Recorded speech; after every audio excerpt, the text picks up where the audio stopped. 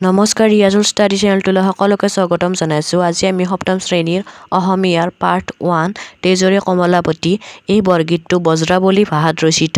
এই বৰগীতটো শ্ৰী শ্ৰী মাধৱদেৱে ৰচনা কৰিছিল। এতিয়া বলা ভিডিঅ'টো আৰম্ভ কৰোঁ।